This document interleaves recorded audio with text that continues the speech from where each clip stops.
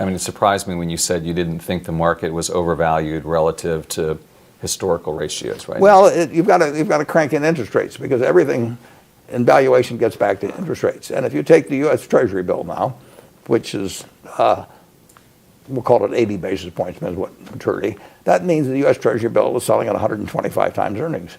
Now, if your alternative is to buy something at 125 times earnings, or a good business whose earnings will probably increase at 15 or 18 times earnings, you've got to measure it against the risk.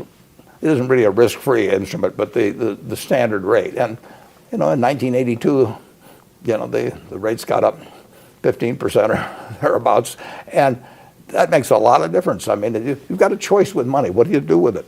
In Europe, if you put it in the bank, you will be charged for having it there. I mean, it's better to keep it under your mattress. So, you've got a choice every day is what you do, and I think equities are cheaper than fixed dollar investments.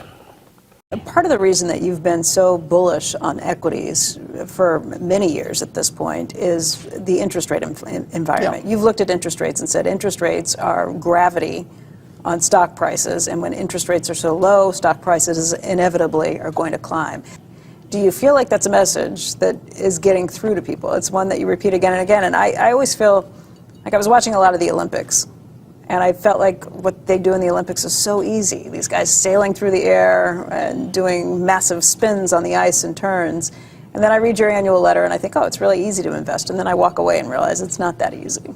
It's not easy psychologically for many people. People would rather gamble. I mean, the idea that you can double your money in 6 months, that's just going to, it's why people go to the races, why they go to Vegas, whatever it may be. They even know the odds are against them, and they still do it. I mean, it's a strong instinct to want to get rich fast, and I don't know how to do it.